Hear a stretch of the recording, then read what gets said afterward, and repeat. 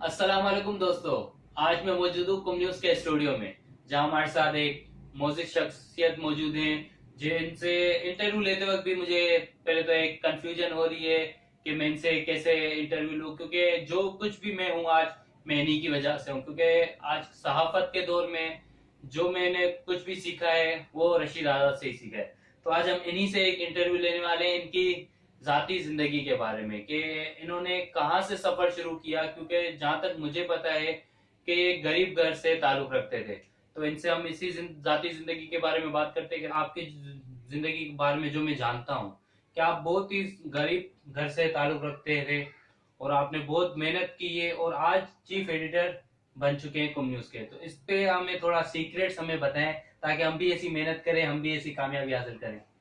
ऐसी कोई बात नहीं है। अभी तो स्ट्रगल के दिन है, अभी भी हम स्ट्रगल कर रहे हैं। और यकीनन इंसान ज़िंदगी भर स्ट्रगल ही करता रहता है जब तक ज़िंदगी ये स्ट्रगल जारी रहेगी।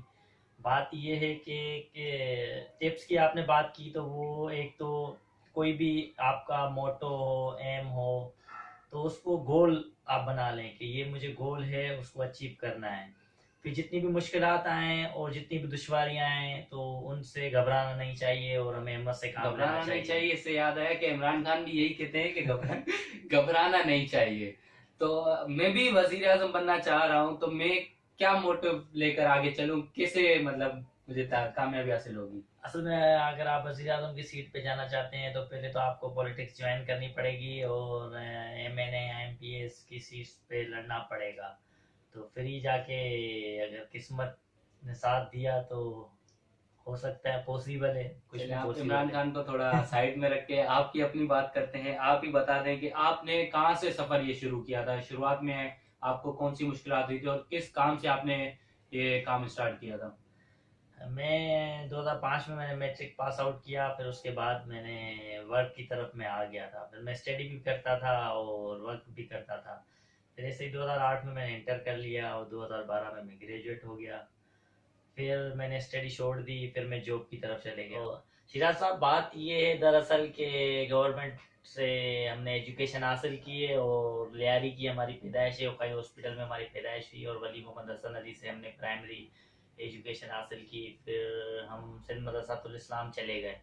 तो किसी भी मेहनत के पीछे किसी ना किसी का हाथ होता है। मेहनत के पीछे वैसे मैंने सुना है कि हर मर्द के पीछे औरत का हाथ होता है, आपके पीछे किसका हाथ था। हाँ, तो मेरी जो टीचर थी वो फीमेल ही थी, जो मेरे को कोचिंग दिया करती थी। तो उनकी बड़ी मेहनत है और एफर्ट्स हैं, उन्होंने बड़ी स्ट्रगल की है और बड़ा मुझे निखारा है।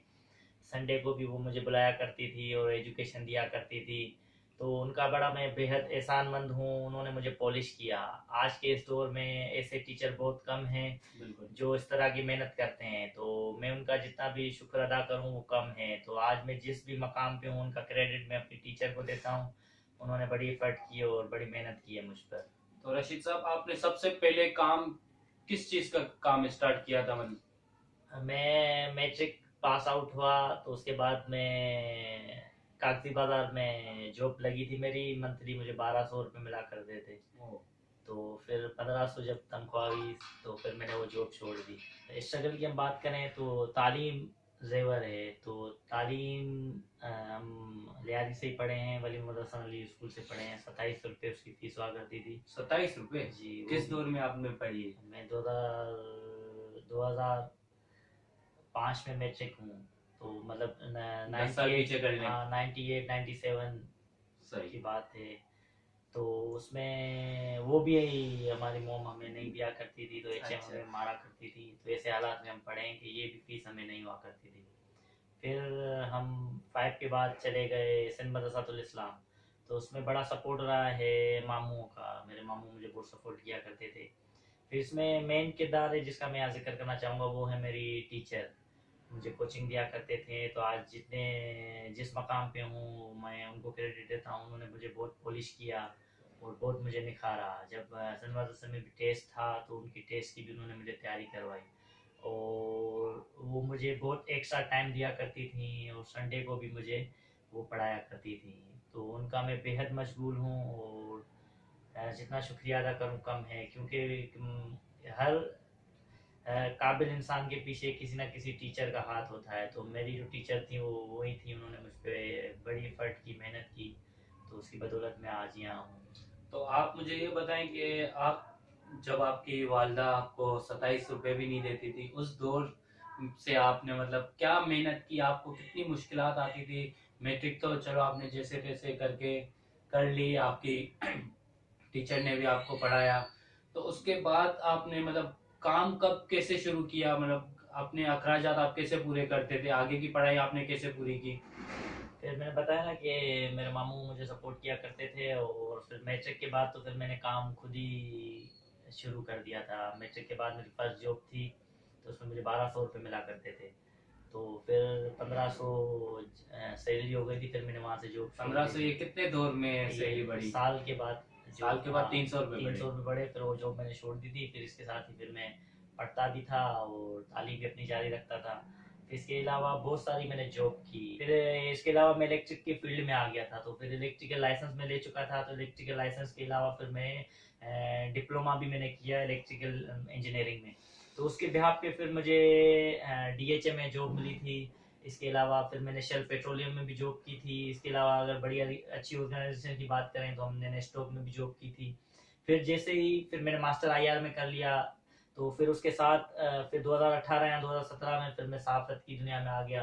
तो जिसके बानी मुश्ताक अब्रो साहब हैं, उन्होंने बड़ा सपोर्ट किया और उनका ही सारा किरदार है सहाफ़त में। तो वो तो मुश्ताक अब्रो की जॉब थी गवर्नमेंट की, तो वो डिक्लेरेशन अपने नाम पे नहीं ले सकते थे, तो उन्होंने मुझ पे मेरे नाम पे डिक्लेरेशन ली थी। तो फिर इस तरह हम सहाफ़त में आ गए थे। फिर मुश्ताक अब्रो की मसरूफियत बढ़ गई, तो वो अपनी जॉब की तरफ चले गए। फिर मैंने स्टोक में हुआ करता था मैं, फिर मैंने अपनी जॉब को छोड़ दिया। फिर मैं प्रॉपर ही इस लाइन सहाफत में आ का गया। आपका इरादा कैसे बना, क्योंकि आप तो जो जॉब्स वगैरह करते थे, तो इसमें आप गवर्नमेंट जॉब्स की तरफ क्यों नहीं गए, क्योंकि आपकी तालीम थी, आप मास्टर हैं IR में, तो आप गवर्नमेंट जॉब की तरफ क्यों नहीं गए। गवर्नमेंट जॉब की तरफ मैंने अप्लाई बहुत किया, बट बदकिस्मती शायद ये लें या नसीब के लें कि नहीं थी। बाकी से गवर्नमेंट जॉब से बनस्बत बहुत अच्छी अच्छी जॉब्स मैंने की है प्राइवेट में। शेल पेट्रोलियम है, DHA है, और इसके अलावा फिर मैं स्टॉक एक्सचेंज में भी था। तो इसके अलावा फिर मुश्ताक अब्रो की मैंने बात की ना कि मुश्ताक अब्रो डिक्लेरेशन लेना चाहते थे, उन्होंने मुझे कॉल की कि यार ऐसा ऐसा ये है, तो आपका क्या माइंड है, मतलब चले बिस्मिल्लाह जी करते हैं। फिर हमने डिक्लेरेशन ली और फिर मैं जो भी करता था फिर मुश्ताक मामला देखते थे। फिर मेरे को भी कुछ ज़ाती शौक हुआ, इंटरेस्ट हुआ, और मुश्ताक की मसरूफियत बढ़ गई, तो फिर मुश्ताक ने ओवरऑल चीज़ें मुझे हैंड ओवर कर दी। फिर मैंने अपनी जॉब छोड़ के फिर मैं ओवरऑल मीडिया की लाइन में ही आ गया। तो मतलब आप क्या समझते हैं कि इतनी जो मुश्किलात आपको पेश आई, अगर आम बंदा ऐसे अगर कोई ऐसी मुश्किलात, जैसे अगर बिलफर्ज मैं हूँ, अब मुझे इतनी मुश्किलात आती है, मेरे पास खाने के पैसे नहीं है, खाने के मुझे अपने अखराजात पूरे मेरे नहीं हो रहे, मैं मायूस हो गए, काफी लोग ऐसे होते हैं खुदकुशी कर लेते हैं, तो आप क्यों काफी एफर्ट आपने की, आप मायूस नहीं हुए, तो इस पे थोड़ा हमें बताएं कि देखने वालों को भी बताएं कि उनको मेहनत करनी चाहिए, मायूस ना होना चाहिए। उसमें ये है कि फैमिली सपोर्ट बहुत ज़रूरी है। असल में हम भी 4 भाई हैं, तो उसमें फैमिली सपोर्ट, जब ये डिसीजन मैंने लिया तो मुश्ताक अक्सर मुझे कहा करता था आप जॉब ना छोड़ें, फिल वक्त ना छोड़ें, आप कुछ टाइम करें फिर छोड़िएगा। तो फिर मैंने अपने भाई से बात की, तो फिर उन्होंने कहा कि ऐसा कोई इशू नहीं है, आप अगर जॉब छोड़ना चाहते हैं, आप इसी फील्ड में आना चाहते हैं, तो आप जॉब छोड़ दें। तो फैमिली का बहुत सपोर्ट रहा मुझे, तो इसके लिए ज़्यादा दुश्वारी ना हुई। तो मैं देखने वालों को यही कहूँगा कि अगर आप में कोई किसी चीज़ में इंटरेस्ट रखता है फैमिली मेम्बर और आपसे मशवरा करता है, तो आपको उसको सपोर्ट करें, जितना हो सके उसको सपोर्ट करें, उसको मौका दें। तो ज़रूरी नहीं है फेल होगा, कोई बात नहीं, उसको फेल होने दें, बट उसको सपोर्ट करें। तो फैमिली का मुझे बहुत सपोर्ट रहा, और उन्होंने कहा कोई इशू नहीं, अगर आप फेल भी होंगे तो कोई इशू नहीं है। आपकी एज तकरीबन 30 या 32 साल की एज है, तो इस 30-32 साल के एक्सपीरियंस से आप हमें क्या ऐसी टिप्स देंगे कि किस तरीके से हमें जीना चाहिए, लाइफ को कैसे एंजॉय करना चाहिए, लाइफ में कामयाबी कैसे हासिल करनी चाहिए। इसमें मैं यही कहूँगा कि कोई भी एक गोल बना लें, आप एक मकसद बना लें कि ये मुझे मकसद है, और फिर उसको मुस्तकिल मिजाजी ज़रूरी है। किसी भी काम को टाइम दरकार होता है। जब हम कुम न्यूज़ में भी आए तो कोई कह रहे थे 6 महीने आप चलेंगे, कोई कह रहे थे आप 1 साल चलेंगे, और किसी ने कहा अगर आप 2 साल चल गए तो चल जाएंगे। तो अल्हम्दुलिल्लाह आज चौथा साल है, हम आज भी चल रहे हैं। तो मुस्तकिल मिजाजी बहुत ज़रूरी है, ये चीज़ मैंने सीखी है। किसी भी काम में मुस्तकिल मिजाजी बहुत ज़रूरी है, वो कोई भी काम हो। तो आपने अब तक क्या हासिल किया है इस फील्ड में आने के बाद, आपने क्या मजीद सीखा, तो वो भी हमें बताएं। कि सहाफत में काफ़ी लोग ऐसे कुछ हमें देखने को मिलते हैं कि ब्लैकमेलिंग भी सुनने में आती है, क्या आवाम इल्ज़ामात लगाती रहती है कि ये मीडिया ब्लैकमेल कर रहा है, वो हम वहाँ से पैसे ले रहे हैं। तो इस पे थोड़ी रोशनी आप डालें कि आवाम को आप बताएं कि मीडिया का किरदार आखिर है क्या।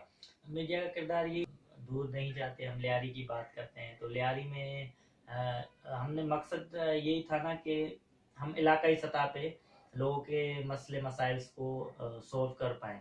तो आप लियारी में भी जाएँ तो बनिस्बत आप देखें, दूसरी मैं किसी का नाम नहीं ले रहा, मैं अपनी बात कर रहा हूँ कि हम एक रियल हक़ाइक़ पे रिपोर्टिंग करते हैं लियारी में, और लोग हमें मदऊ भी करते हैं, फिर हमें इज़्ज़त देते हैं, हौसला अफ़ज़ाई भी करते हैं। तो उसकी वजूहत ये है कि हम बिना किसी लालच के लियारी की आवाम के लिए रिपोर्टिंग करते हैं और हक़ाइक़ आला हकाम तक पहुँचाते हैं, और जिस पे एक्शन भी होता है। अगर हम बनिस्बत दूसरों की तरह ही अगर रवैया इख्तियार करें तो जैसे सिस्टम चल रहा है, बट हम कंप्रोमाइज़ नहीं करते। हम कहते हैं जो आवाम के इश्यूज़ हैं हम उनको इग्नोर नहीं वैसे करेंगे। दूसरे आवाम की बात की मैंने कि आवाम पे इल्जाम लगते हैं, तो वैसे आपने कभी पैसे किसी से लिए? नहीं, अभी तक तो नहीं लिए और आगे उम्मीद है कि नहीं लेंगे। और रियल जैसे कभी प्रेशर आया है किसी के खिलाफ, आपने लिखा हो तो किसी वीआईपी की कॉल आई हो आपको कि आप इस मामले से हट जाएं, पैसे अब से ले लें, सच्ची सच्ची बताना। हाँ बिल्कुल बिल्कुल, ऐसी चीज़ें तो कोई छुपी टुपी नहीं है, ये तो आम चीज़ें हो गई है, सोशल मीडिया का दौर है, तो ऐसे वाक़यात तो पेश आते रहते हैं, बट हैंडल कर लेते हैं चीज़ों को। ये वाले लियारी वाले वो तो हमें बेहतर जानते हैं और हमें समझते हैं, और ऐसे वाक़यात पेश भी आए हैं, तो कोई छुपी टुपी बात नहीं है किसी से, लोग हमें जानते हैं। अगर बिलफर्ज अगर ज्यादा रकम आपको किसी वीआईपी की कॉल आ जाए, ज्यादा की अमाउंट आपको पेश की जाए, तो आप क्या करेंगे? हाँ करेंगे, लेंगे, या? मैंने आपको पहले भी कहा ना कि हमारा मकसद है आवाम की खिदमत करना और आवाम की जो मसाइल्स हैं उनको आला काम तक पहुंचाना। मैं एक गरीब घराने से हूँ, तो मुझे कोई लालच और कोई इतनी वो नहीं है। अल्हम्दुलिल्लाह हम 4 भाई हैं और बहुत वेल सेटल हो चुके हैं। मैंने बताया ना, 2700 रुपये हमारे पास नहीं होते थे पढ़ने के लिए और हम करते थे। तो ये चीज़ें तो अल्हम्दुलिल्लाह आज इन चीज़ों की वो कोई हिर्स या लालच नहीं है हम में। तो ये चीज़ें हम सब कुछ देख चुके हैं। आगे आपका एम क्या है? आगे आप क्या करना चाह रहे हैं? इसी फील्ड में आगे आप जाना चाह रहे हैं या मजीद और कुछ आपके प्लान हैं?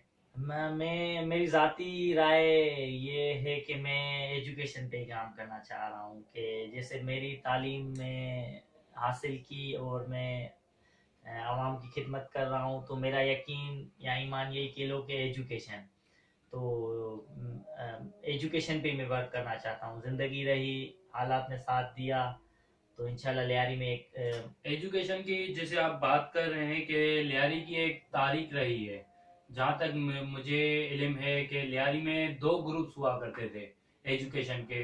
तो एक मंशियात को सपोर्ट करते थे, एक तो एजुकेशन को। इस पे अगर थोड़ा आप हमें डीपली थोड़ा बता सकें। ये बहुत पुरानी तारीख है और ज़रूरी नहीं है कि ये सच हो, और हमने भी सुनी है, तो किसी से मैंने डिस्कस की थी तो बोला नहीं ऐसा नहीं है, ये लियारी को बदनाम करने की साजिश है। तो इस पे हम हतमी बात नहीं कह सकते। बाकी लियारी एक आप लियारी का एक दौर रहा है, स्ट्रीट लाइब्रेरी हुआ करती थी, गली गली में कोचिंग्स हुआ करती थी, और आज भी आप देखें तालीम के हिसाब से बड़े टैलेंटेड लोग लियारी में मौजूद हैं। बिल्कुल। तो इसमें कोई शक नहीं कि लियारी किसी से कम है। लियारी आज भी अल्हम्दुलिल्लाह पढ़े लिखे लोगों से और टैलेंटेड लोगों से, यहाँ से लियारी से बहुत से बड़े लोग, जैसे आप कह रहे हैं कि वाकई ही लियारी में बहुत टैलेंट है, फुटबॉल यहाँ पे मौजूद है, सिंगर यहाँ पे मौजूद हैं, ऐसी बहुत सी हैं। तो इसको प्री प्लान, जैसे आज भी जैसे फयाजुल हसन चौहान ने गुज़िश्ता दिन कहा था कि हलीम आदिल शेख पे वो लियारी के गैंगवारों ने हमला किया, तो इस पे शकूर शाह ने भी गुस्सा किया कि ये लियारी को बदनाम किया जा रहा है। इस पे आप क्या समझ रहे हैं कि लियारी को अब भी बदनाम किया जा रहा है, या वाकई ही लियारी में अब भी गैंगवार हैं? नहीं नहीं, इसमें तो कोई नहीं, हम भी लियारी में रहते हैं, आप भी लियारी में रहते हैं, वो सारा दिन हम घूमते हैं फिरते हैं, तो ऐसी कोई चीज़ हमने नहीं देखी, अब तक हमने नहीं देखी, तो हम किसी को कुछ कह नहीं सकते। बाकी वो पॉलिटिकल इशू हैं तो उसमें हम कुछ कह नहीं सकते। बाकी हम लियारी में रहते हैं, यहीं की तालीम है, यहीं बड़े हैं, सारा दिन हम रिपोर्टिंग करते हैं, पूरी टीम घूमती है, तो हमें कोई ऐसी दुश्वारी पेश अभी तक नहीं आई है जिसमें हम कोई राय दे सकें। तो लियारी के बारे में अगर कोई आपसे अगर पूछे कि लियारी को आप डिस्क्राइब करें तो किस लफ्जों में आप लियारी को डिस्क्राइब करेंगे? लियारी पाकिस्तान की तारीख है। अगर पाकिस्तान की हिस्ट्री की बात करें तो लियारी के बगैर मैं कहूँगा कि पाकिस्तान की तारीख कंप्लीट ही नहीं होती है। तारीख लियारी पूरी हिस्ट्री पढ़ी है। आप अगर स्पोर्ट की भी बात करें तो लियारी के बगैर आपकी स्पोर्ट हिस्ट्री नहीं हो सकती। कराची की आबाद, अगर कराची को आबाद किसने किया तो उसको अगर लियारी को काट दें तो आपकी ये हिस्ट्री भी कट आएगी। तो लियारी को काटेंगे तो आप तारीख से कट आएंगे। लियारी में बड़ी बड़ी तहरीकें भी चली हैं, मौलाना आबिदुल्ला सिंधी भी यहीं पे मौजूद हुआ करते हैं, यहीं से रेशमी रुमाल चली तहरीक चली है, तो उस पर आप थोड़ा बताएं। उसमें ये है कि अभी रिसेंटली मस्जिद को शहीद किया गया, वो बड़ा दुख भी हुआ हमें। वैसा नहीं करना चाहिए था। वो जो एक इमारत थी निशानी के तौर पे, वो रहनी चाहिए थी। अब ये तहरीक आज़ादी थी तो उसका मरकज़ जो था वो सिंध था, और सिंध की ये खडाई थी मज़र-उल-उलूम, और ये खडा ये मरकज़ हुआ करती थी। तहरीक आज़ादी का ये मरकज़ था। अब्दुल्ला सिंधी यहाँ खुद रहायश पजीर थे, तो वो एक जगह थी जिसको हमें देखते थे और खुशी होती थी कि यहाँ से आज़ादी के लोग लड़ा करते हैं। तो वो उन्होंने शहीद कर दिया उसको। तो ये तो है, बिल्कुल है, तारीख रही है कदीमी। तो जैसे लियारी से बड़े बड़े लोग भी निकले हैं, तो आपको क्या लगता है कि आप भी या आपकी टीम जो मेहनत इतनी कर रही है लियारी में, एफर्ट कर रही है, रिपोर्टिंग कर रही है, तो आपको क्या लगता है आप भी लियारी का नाम रोशन कर देंगे आगे जाके जैसे दूसरों ने किए हैं? ये तो वक्त ही बताएगा, मैं तो कुछ नहीं कह सकता। बाकी ज़रूरी नहीं है कि मैं ये कहूँ कि मैं ही नाम लियारी का रोशन करूँगा। मैं नहीं करूँगा तो कोई और करेगा, और टीम वर्क हमें काम करना चाहिए। तो मुझे खुशी होगी अगर मेरी टीम आगे जाएगी, मेरी टीम का नाम बढ़ेगा तो भी मुझे खुशी होगी। मेरी टीम है तो मैं हूँ।